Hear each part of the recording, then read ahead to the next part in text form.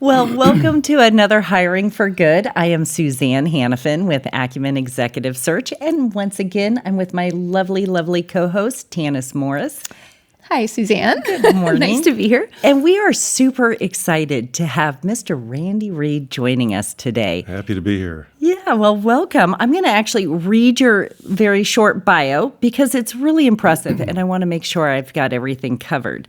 But Randy spent 10 years from 2015 to 2025 as president of SAM Medical, a developer and manufacturer of medical devices, after spending a year of consulting CFO for SAM. Prior to that, Randy was the CFO and COO at Stay in Power, a closely held company in data management cloud services industry. Prior to 2010, Randy worked for 21 years for Microfield Graphics, a publicly traded manufacturing company in the high-tech industry. While there, Randy was in charge of all financial and administrative functions, including the financial side of Microfield's very successful IPO offering in 1995.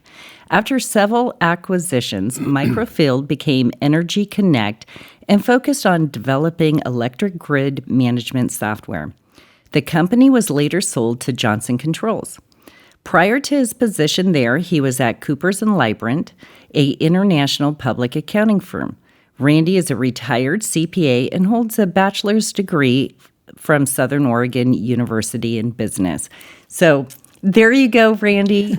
What a fantastic history. Thank you, yeah. And it's not often that people start off in public accounting, go and spend a big career in high tech, and then end up as a CEO. So share with us this journey and what got you from there to where you are today. Yeah, well, it's all about opportunities and meeting people that, one door closes, another door opens. And so there's opportunities to come along and just have to jump in. And like getting into the medical industry, I had no medical experience other than being on the receiving end of medical treatment. And so I knew I was in a different world when during my interview, the woman who was interviewing me said the phrase, "And when your legs are blown off." Oh, wow. They had medical products Right. that would treat lower extremity injuries like that and save lives. And so, yeah, it was nothing like high tech or it actually is a business that makes a difference. And I felt really proud of that. So it's just opportunities present themselves and you make a choice and jump on it.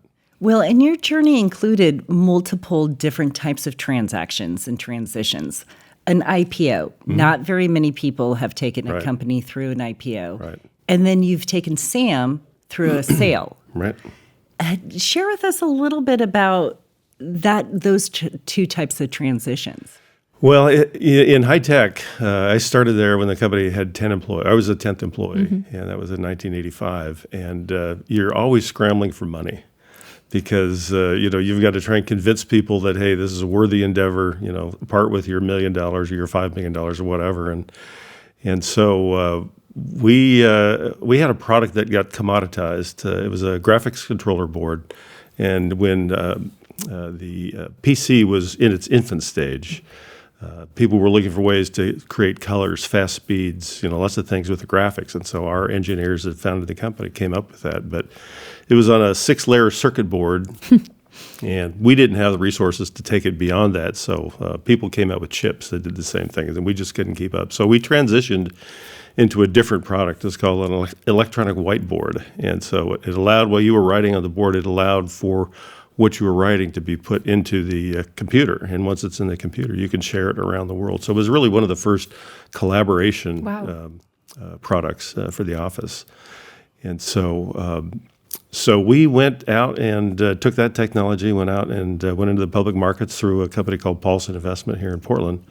And we got that thing done in, I think it was 120 days, very, very quick. Wow. Yeah, and we were triple subscribed. They did a great job at Paulson.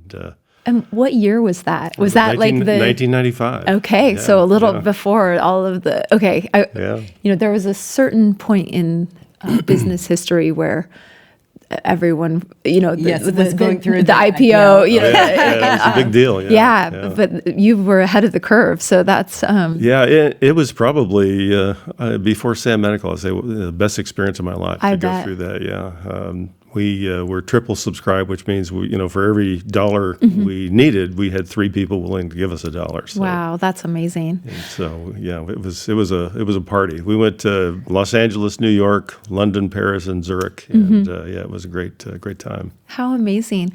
So Suzanne kind of went through a really interesting high-level synopsis, and you've talked a little bit about your journey. If you don't mind kind of going in a little bit more depth, I would be interested to know about some of the most formative experiences. I'm sure that was one of them, but particularly experiences that really shaped who you are as a leader. Not just as a person or not just as a business experience, but like really taught you or grew you as a leader. Yeah, it's an evolving process, and I'd have to say that it really starts when you first start working. When I was in 8th and 9th grade, I moved sprinkler pipe in the potato fields in Eastern Washington. Then I worked in a lumber mill during college in Roseburg, Oregon. And so I think you just have to understand, be present and observe what's going on, because you're in a business and you're an employee, and you're going to be managed by somebody who is the leader of that group. And so you always observe, how they handle people and how they're successful, or oftentimes how they're not successful. And so you just pick up on individual pieces like that all along the way. And certainly, before I got into business, those were jobs where I thought, boy, I would like to do what he's doing, because I don't like pulling green chains. Yeah. But it really boils down to how do you treat people, and you have to understand their motivations for being there as well to be successful. So you have a job and a goal as a leader, but everybody else has goals as well, and so you have to meld those together. And I've always been a we person, not an I person. And I think if you include everybody and understand all their motivations and their goals, it helps form how you lead teams. So did you learn that from observing a leader that you worked for, or did you learn that by making mistakes as a leader? Many times. Yeah. I've worked in, I think, probably 3 or 4 companies for fairly long stints. And you look at things that people, decisions people make, and you say, okay, look at the fallout that's happened from that, and that probably wasn't a good way to handle that. And so, again, you just observe what happens when people make decisions and how they include other people. There's lots of positive and negative experiences, but I probably learned more from the negative experiences because when somebody makes a decision and it affects people adversely, it really changes the dynamic. Corporate culture is important. You still, you can't be Mr. Nice Guy and give everybody everything they want, but you have to understand how to work with them to get the goals that you want done or accomplished, and to also make them feel a part of the team. Yeah. And so for the last 10 years, you have been the leader of Sam Medical, and it has experienced huge growth. Yeah. But how do you take those core values? You talk about the we, and you talked about kind of what other people are motivated by. Right. How do you operationalize that into your leadership team? Well, I think you have to. I think the number one thing is communication, communication and inclusion. I've always strived to keep people involved in the board decisions, the board goals, the board strategy, and bring them in and say, hey, this is where we need to go. Let's talk about your piece of this and how that needs to work. And always, in my whole career, I've always done financial projections, but behind financial projections are work, or is work that needs to be done. And so each department plays a key role in making sure that they hold up their end so that you can get to the greater good of the overall corporate goals. And so before we go on to the next question, I do want to hear about that growth and how you manage that growth at Sam Medical, because 10 years, if I recall right, went from fairly small to really large. How?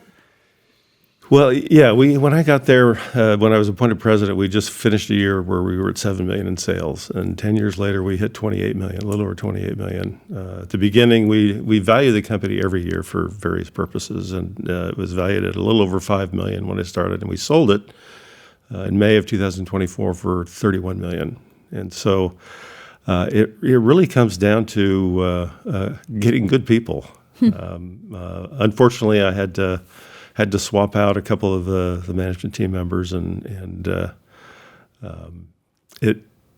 you have to understand who you're hiring and what they need to produce. And so the people we got had more. I mean, the people that unfortunately we had to part with had great skills in certain areas, but I didn't feel they were complete. And so by certainly the sales leadership that we brought in.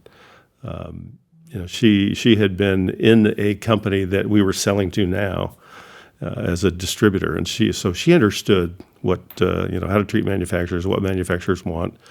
But yeah, she was a key part of our growing as well as we did. The other part was, I was given the instructions. As a small company, we want to keep control. We don't want to have money put in here and dilute our ownership. So we had to generate everything internally to take on projects. And so the other shift we did was that we went from internally developed products to externally developed products. And we hired a guy that was in the military, a Special Forces medic out of Fort Bragg. And his last 3 years in the military, he was in a position where if the military needed some kind of a medical product to save lives or things like that, he would have to go find it.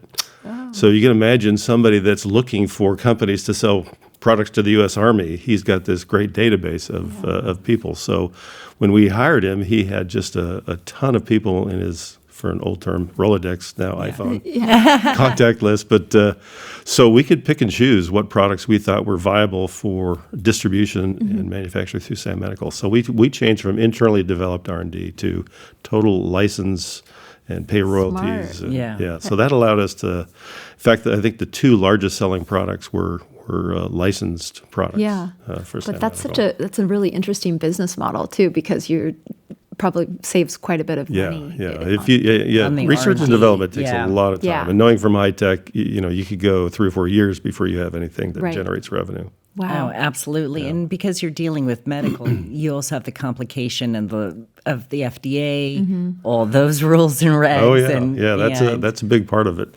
Absolutely. And I'm still good friends with a person who was in charge of quality assurance and regulatory affairs, and I joked with him that he's very, very conservative, following the rules. And I said, there's a gray area. We can make a decision. And he says, well, I have to give you the worst case scenario, and you get to make the decision on how you want to go. And so, but we laughed about it. I said, having you in the company is like having an IRS agent. Yes. I bet. You need those folks, though. That's good. Yeah, and a great guy, and total respect from everybody in the organization, even though it may be frustrating because, he brought up the rules that we had to follow, and we didn't like to follow them in some instances, or maybe not to the letter of the law. So you've already kind of alluded to it, but our next question is about building teams. Right. So you've talked a little bit about some of the values that are important to you. Right. When you are building teams, what's your process, and what do you think is kind of the recipe for a successful addition to the team? Well, it really depends on what position you're hiring for. The person has to, again, I'll refer back to the sales department. They've got to be able to manage people. They've got to know how to manage the process of sales, how to get money or how to get product out of production to be delivered on time, because everybody has a deadline. And so it's really understanding, do the people that you're hiring have the skills, a complete set of skills to accomplish what the company needs. And so that's probably number one. Number two, they've got to have flexibility. They've got to have a good sense of humor. Let's do A to B. Because, you spend most of your life, out of bed at the office, and you have to get along with the people. And that's always been important to me. I'm not a yeller. I don't want anybody to be a yeller in the company. Again, communication is the key, and Yelling is one-way communication. It's kind of unilateral, and it shuts down people. So it's just the ability of people to communicate with each other and understand the goals and be smart enough to be able to pull off what their job is. And you can see that from their past history. Yeah, because you talked about letting go people who were not complete. So it's not just the skill set. It's also that they bring the similar values, and so there's alignment. Right. And especially looking at a leadership team Right. and how they fit together. Yeah, so again, what an incredible career you've had, Randy. When you look back, what advice would you have given your 20-year-old self, or what advice would you give any 20-year-old at this point? Well, it's really, understand what it is you want in life. And you've got to observe, if you want to be a leader, you've got to observe what works and what doesn't work. I worked for, we had a guy named Bill McCormick, who was a chairman and CEO at Precision Cast Parts, and he was our chairman of the board at Microfield Graphics. And it's just awesome watching him operate. And he's very strict and very tough, but he said one thing that really stuck with me, and that is, if somebody has something that they need to accomplish, let them set the deadline and give them all the resources they can to hit it, and then expect them to hit it. You've got to have them buy in on. You can't just say, "Hey, we need this by Friday," when it's really a 3-week job. So let them participate in the timeline, and so it's more collaborative. And as employees, you want to work in an area where your values and thoughts are respected. I think that's a key to that. Absolutely. And so you said, know what you want. I don't know if I knew what I wanted at age 20. So it's interesting. It's, how life takes you through these different journeys, and it's the decision points. Yeah. Because you could go left or right. Yeah, and I came to a tough one when I was at Coopers & Lybrand, working. I was in the tax department, and I was in night law school at Lewis & Clark. And so I worked a tax department during tax season. It's 60-hour weeks, and then you go 5 nights a week for 3 hours, and each class they give you 150 pages to read before the next class. And so at 2.5 years out of the 4-year night program, I made the decision to just stop. I saw this guy named Bill Gates that had several zeros behind his net worth, and I thought, well, that's a great thing to strive for. I got a lot out of law school, probably everything I wanted to do, a lot of contract work in the business I'm in. But I made the switch to say, do I want to be an attorney, or do I want to go out and be in a business and accomplish something? And so I made that tough choice to change. And so, but you've got to understand, why are you doing what you're doing? And, I think everybody goes through that. I don't really know what I want to do. In fact, I went to school for 5 years because when I got to the end of my 4 years, I thought, okay, maybe I should focus on something, other than general business. And so I went back and focused on accounting. And the accounting part was great because you understand, you see how businesses work. Mm-hmm. You see the whole, soup to nuts. And it's really a good learning ground for understanding how businesses work. Mm-hmm. Right, and it teaches you to make fact-based decisions versus emotional-based decisions. Yeah. And I probably should have taken a lot more accounting classes. But we all could use some accounting in our lives. It's all. The other thing that really formed me was a class I took in college. I went to Southern Oregon. We had a collective bargaining class, and it was taught by an old geezer from Hertz Corporation in New York. Oh, wow. And he was a great guy, and but he negotiated contracts versus the Teamsters. And so our collective bargaining class, he was just hands off. It's every Wednesday night, you can come listen to me drone on, or you can go out and do the project that I'm going to assign you. So say we had 36 people in the class. He would break them down into 6-person teams. And of those 6 people, 3 would be management and 3 would be union. Mm-hmm. And so he gave us a list of like 15 items that we would need to negotiate. He says, I don't care if you come to class, but by 9 o'clock of finals night, you need to have a negotiated contract If it looks like one side's totally taking advantage of the other side, all 6 of you get Fs. If it looks like you guys didn't really do any work, you all get Fs. If you don't turn it in by 9, you all get Fs. But if you come back to me and you've got a contract that looks like it's fairly negotiated, and you didn't get everything you want, but you got things that were important to you, then you'll all get A's. And it was interesting. We sat in the bars, the 3 people on management, and 3 people on union, and you're tried to work it out. You're trying to get what you want, and trying to persuade them that I need this, I can give this up. But it was a real life thing that hey, you had a deadline, and the consequences for not meeting that deadline were not good. And what a learning to take that. And I have to ask, were you on management or were you labor? I think I was in management. Because it's not just do as I say. Yeah. There's always a compromise, isn't there? Yeah, and that's one thing that another thing I've learned is that if you're not happy with the way the contract or negotiations turned out, and the other side's not happy with the way it's turned out, you probably have a good contract. Yeah, exactly. If nobody's happy, that's probably that's good good advice. And I run into people that say, "Hey, I'll try and take advantage of the other side as much as I can." Mm-hmm. And if they don't understand that they're losing something, then that's their issue. But I want to do business on a win-win basis. Yeah. Whether it's with a customer, whether it's with people that work for you and with you, and everybody has to win. Absolutely. So this, recording podcast is called Hiring for Good, which can mean a lot of different things to many different people. What does hiring for good mean to you? Hiring for good. Well, being a finance guy, the number one goal is to increase the value of whatever it is you're running.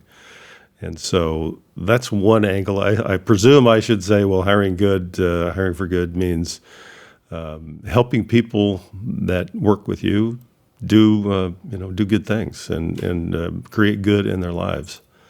And then there's the philanthropic aspect of it. You want to be a good steward of the world with your products, and certainly Sam Medical was. Can't say how proud I am of the fact that actually the products save lives. Yeah, it's pretty cool. That is very cool to look back and to say, look at this legacy I'm a part of. Absolutely. Yeah. Well, it was my 10 years were short period compared to Sam and Sherry. I don't know if you met them or not. Yes. Yeah, they started in 1984, and so they did a lot of good around the world. And it's funny how they'll get a phone call from somebody in China saying, "Hey, I'm coming through. Can I stop and see you?" They've got friends all over the world. That's that's wonderful, and it's a really important role when the founders of a company that's growing entrust you to take it to the next level. So it's fun to hear your stories. Thank you so much. Oh, I know. Thank you so much, Randy. Sure. Thank you for having me. You're awesome. Thank you. Could you say that again? Yes, you are awesome. My wife hears that. That's great. Yeah. Thanks for joining us today at Hiring for Good. If you were inspired by our conversation, don't forget to like, follow, and subscribe wherever you get your podcasts. And if you want to learn more about our executive search services, check us out at www.hiringforgood.net or our company website, Acumen Executive Search. Thanks so much, and don't forget to join us next time for another in-depth conversation about transformational leadership. Until then, have fun.